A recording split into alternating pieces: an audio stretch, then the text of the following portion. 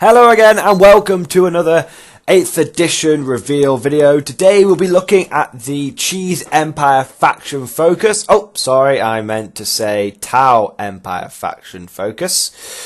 Just before we get into it, I'd just like to say a lot of you watched and liked and commented on my Warzone Damocles video, and I said during that video that I would do a Tau rant video if enough people said they wanted it. And overwhelmingly people have come out and said, Mordian Glory, please show us the salt, do a Tau rant video. So guys, that will be coming in the future. It'll just come at one point alongside these other 8th edition videos that I'm doing. And I will be bringing the salt by the truckload. So don't worry, your requests have been heard and the salt armada is on the way. So prepare your fish and chips because the salt and vinegar is coming. I am super ranty about the Tau, and I'm really looking forward to just putting forward a really good salty argument for how much I hate the Tau Empire. But anyway, that is not this video, guys. Let's not get distracted. Let's take a look at the faction focus for the Tau Empire. Let's see what it means for 8th edition. Okay, number one, let's not, as always, I always try and say this, let's not beat around the bush, let's not sugarcoat it, let's get straight into it. Like the Eldar faction focus, it is looking like the Tau will remain a very strong faction for 8th edition. I know I've said this before, but I will say it again. These faction focus articles are generally meant to get the fans of the faction hyped. You know, get excited for your faction. But in the Eldar one, we did see the fact that Games Workshop acknowledged some nerfs that were required. You know, they said that infamous Wind Rider jet bikes, you know, unkillable Wraith Knights. They said these things. So, you know, it gave us hope, because even though it looked like the Eldar were going to be really powerful with, you know, Striking Scorpion, Mortal Wounds, there was hope that they, you know, there was that acknowledgement there that, you know, the Eldar are very powerful. And there was again that acknowledgement with the Chaos Demon faction focus. You know, Chaos Demons are great, but we acknowledge the fact that spamming 2,000, 3,000 points of free models in a game probably isn't fair. So they, you know, they acknowledged there were certain overpowered things in those faction focuses, and even if they didn't outright say there was going to be nerfs, they did at least let us know that they knew they were on the same page as us. That is not the case with the Tau faction focus. In fact, I have gone through this with a fairly fine-tooth comb, and I cannot find a single mention of a single nerf. If anything, they've buffed units that probably didn't need buffing, and they don't even mention some units that people said could really do with some buffs. So it's a bit of a shame. However, like I said, it's to get people hyped, and also you've got to remember these faction focuses are a tiny snippet. You know, they're the equivalent of what, at most, a page of A4 worth of text at most. A lot of them are just half pages. So we don't know everything yet, but what I have seen, guys, worries me. So let's get into it. Bit of a long intro, but let's get straight into it. Right. Well, it starts off pretty bad because they start talking about the Storm Surge and how they're going to make it even more powerful. Okay, great. So, the Storm Surge has 10 weapons now in 8th edition. Each one of those weapons can shoot a different target. The anchors that it currently has, which allow it to shoot twice, will no longer allow it to shoot twice, but will give it +1 to hit in the shooting phase. So Storm Surges will be hitting on at least a 3+. So that's crazy. We've got to remember is, if you actually read the full entry, is they give it +1 to hit in the shooting phase, which works great when paired with one marker light on a target, allowing any Tau unit to reroll 1s when firing on that unit. So It says ballistic skill 3+ and rerolling 1s with 10 ranged weapons is enough to render most units a smoking ash. One thing I want clarification on, one thing I don't know, is that the Storm Surge has a base 3+, and when it is anchored it gets +1, which means it would have a 2+, or does that mean the Storm Surge has a base 4+, and then when anchored and with a marker light it has its 3+ rerolling 1s? I don't know, but guys, either way, expect Tau Storm Surges now to be hitting you on a 3+ with no marker light support, and for the marker lights to allow Tau players to get a lot of rerolls going on. Even more importantly, we will come back to those marker lights. Don't worry, guys. We'll just finish off with the Storm Surge. The Storm Surge has the Walking Battleship special rule, which allows him to fall back from combat and still shoot. And he also ignores the penalty for moving and shooting with heavy weapons, which means straight off the bat we are being shown that this Tau unit has the ability to ignore most of the nerfs that are flying around other people's factions. You know, oh, you know, you lock Tau in combat, well, don't worry about it, they'll just pull back and shoot the shit out of you with no penalties. That seems fair.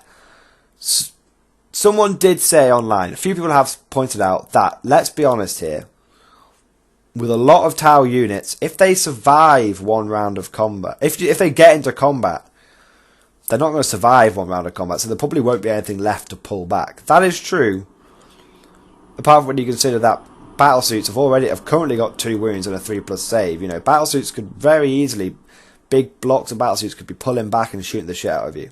Anyway, basically, the reason why a lot of people on the internet are kind of salty about this, myself kind of included, is that we were told assault armies are going to get buffs. Those, and if you make it into combat with an enemy, even if you don't wipe him out, if he pulls back, you're not going to get shot by that unit. That was like the set in stone rule, and straight away Tau take that rule and go, we don't care. We are breaking the rules, and that's what. Remember, I did a video a while ago, guys, saying what was the issue with 40k, and I said the problem with 40k 7th edition is that there's factions out there which just don't obey the rules. Tau being one of them, where you can shoot 4 times in a shooting phase. Factions that break the rules, that essentially cheat. They cheat legally, but they do cheat. They break the rules and they cheat. They're the ones that are always overpowered, because they're the ones that can cheat and break the rules, whereas armies like Imperial Guard, like Orcs, like Chaos, they have to obey the rules. All their buffs come from within the parameters of the rules, such as rerolls and stuff, but we don't get to break the rules. Anyway, let's not go on about too long. I'm trying to keep this video fairly short. Basically, the Storm Surge, he is going to be a beast, guys. He is going to be a beast, and coupled with the fact that it is now possible to take a detachment, which is only Lords of War, where you can legally field a battle-forged army of 3 to 5 Lords of War, and that is a legal detachment. That means that you could come across an army that was, legally speaking, 5 Storm Surges.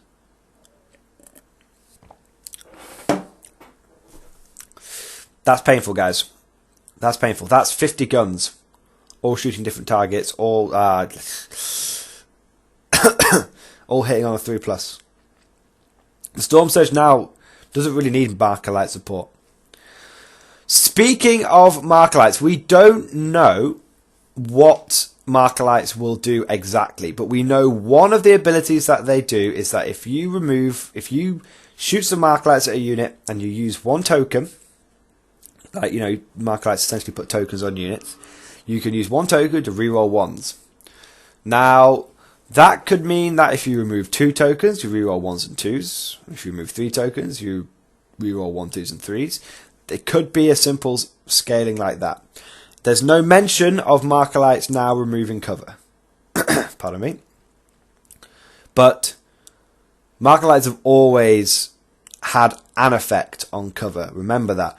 When when they were first introduced, marker lights did things like use a marker light to reduce your opponent's cover save by 1, and then you could stack that up. So if your opponent was in a building with a 4+ cover save, you would spend 3 marker lights to remove the cover. And then they got a kind of buff, which was whether they're behind a little bush, giving them like a 6+ armor save, or whether they're in a massive fortress that gives them like a 2+ cover save, cover save. Marker lights just had the rule where you remove 2 and you ignore cover. So what I'm trying to get at here, guys, is marker lights have always had some effect on reducing cover. So I think that marker lights will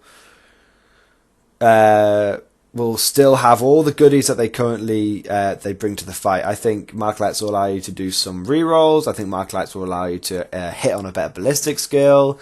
I think marker lights will affect your cover. I think they're going to keep all of those things. I don't see why they would get nerfed, because one thing that we have to admit, even if we don't like marker lights, is that they've always been a key part of Tau strategy. It would be like Imperial Guard losing platoons. Platoons have always been a thing with the Guard, and marker lights have always been a thing with the Tau. As much as we hate them, we have to respect Tau strategies, legitimate Tau strategies. Long-term legitimate Tau strategies. Now, so we've talked about Storm Surges, we've talked about marker lights. Now we're going to talk about the Xv8 Crisis Battlesuit. Now these guys, I agree with what Games Workshop say. These guys are the iconic Tau unit. I know a lot of people, when Tau first came out, they saw those Crisis Battlesuits and they went, I want them. They said, I want them. When I was but a young whippersnapper, borrowing my older brother's Warhammer models to go down to the local Warhammer club, I would often borrow his Tau, and I used to love taking six Crisis Battlesuits. I used to love, and I'd give them all the upgrades. So I agree. What I actually think is it's a shame that Games Workshop, and I'm not going to go on too much of a tangent, it's a shame that Games Workshop has brought out these stupidly oversized battlesuits, because things like the Riptide and the Storm Surge kind of make Crisis Battlesuits a bit like meh. Why would I take these little battlesuits when I can take these big ones? Big is better, right? That's what the orcs say. So anyway, getting into it. Tau Crisis Battlesuits, we're going to have to keep an eye out for these guys. I believe that Games Workshop wants you to buy lots and lots of these guys, and we've got to remember that these guys are included in the Tau Start Collecting box set, and they're a really good price. The Tau Start Collecting box set is one of the best deals out there. So I think that Tau Crisis Battlesuits, they might be the go-to troop choice. They could be a troop choice, guys, because the reason why they're not taken currently is because they compete with Riptides for the elite slot. If this is me pure conjecture, guys, but if they do a full Farsight Enclave and move Tau Crisis Suits to troop choices, it means that it frees up more people to buy those delicious OP Riptides. So bear that in mind. In terms of what can we actually learn about Crisis Battlesuits, they now have 3 weapon systems and they can fire all of them. So previously, I believe they could only fire 2, so now, guys, basically, these guys will be putting out even more firepower. A squad of 3 will now have the equivalent of an additional battlesuits with the firepower based on the old system. So, Crisis Battlesuits are going to be really powerful. However, there's a little potential tidbit of information for the Guard here. You see, they say that the missile pod's new profile is Strength 7, AP -1, D3 damage per shot. Now, the missile pod for the Tau has always been their equivalent of a autocannon. Which means, guys, if autocannons follow the same trend, we'll have autocannons that do D3 damage. Holy moly. Not going to go on about it too much, guys, but it's a really important little notice for us, and it's solidifying my opinion that the go-to awesome tank of 8th edition for the Imperial Guard will be the Leman-Russ Exterminator. Imagine this, guys. Leman-Russ Exterminator, 8 shots, strength 7, AP -1, D3 damage per shot. That would make the Leman-Russ battle tank, the regular one, completely obsolete. Because currently, the Leman-Russ battle tank does D6 shots with D3 damage. Well, hello, I'd rather have my guaranteed 8 shots with D3 damage. So, guys, it's not confirmed, but if Tau missile pods and autocannons stay the mirror heavy weapon option that they currently are, prepare for D3 damage per autocannon shot. Prepare for the exterminators. Moving along, they introduce another thing with the Tau is that they have a special rule called Fly. And the special rule called Fly is replaced jump jets, and it allows them to fall back from combat and still shoot at full effect. So basically, the Storm Surge and any battle suits will be able to, you can imagine Riptides are going to have the same ability. You cannot lock them in combat anymore. They're just going to pull back. They're just going to shoot the shit out of you. So Tau's one weakness, close combat. Looks like they won't be suffering from that anymore. It's really, it's going to be insane. The one thing that, again, people are saying that this might balance this out is that there's no mention that Fly gives Tau the ability to jump, shoot, jump. So, no more of that stupid, I'm going to jump out from behind a bit of terrain, shoot the crap out of you, then jump back behind a bit of terrain so you can't shoot me back. So what this could mean for us guard players, guys, is we're going to be taking a fucking load of damage from Tau. We are going to be blown left, right and centre. We're going to get absolutely chunks just ripped off us. But we will be able to do damage to the Tau in return. They won't be quite as mobile as they once were. So I believe it's probably going to encourage Tau players to gun line, and fingers crossed, guys, we'll be able to out attrition their gun line. Fingers crossed. We don't know for sure, but if Tau can't jump, shoot, jump, it means we can if we can see them, we can kill them, and that's good. That's really good. It just gives us that chance, guys. It'll the whole flying out of combat will really hurt armies like Khorne based chaos lists or Blood Angels. But it does mean that us guard players, if we can close the distance, get in that sweet 24-inch range, start bringing the lasguns to bear, the heavy bolters to bear. If we can bring the firepower to bear on the Tau, we will be able to knock them down. So that's good. Last thing about this reveal is we talk about sniper drones and drones in general. Now, number one, regular drones, it seems like all drones have the Savior Protocol ability, which means if a unit of drones is within 3 inches of a friendly Tau Empire infantry or battlesuit unit, you can choose to allocate any wounds to the drones instead of the target unit. Okay, guys, what this looks like is essentially Games Workshop realised that people would only buy drones as members of a squad. So if you had a few battlesuits, you'd buy some drones for your battlesuits. But those drones would only ever protect that unit. Now, instead, guys, you can buy a unit of drones, have them just strung out 3 inches across pretty much your whole, in between 2 or 3 units, and it doesn't matter anymore. Because look, if they are within 3 inches of a friendly Tau Empire battlesuit unit, don't even need to be at the front. So what this means, guys, is it's a huge buff for Tau players. It's just insane. I'm amazed the internet hasn't picked up on this more. Everyone's been super salty, super salty about the whole flying back out of combat, guys. But this Savior Protocol thing is way more OP and bullshit. Hear me out. You can now take like a huge unit of drones. Just imagine you just take basic drones.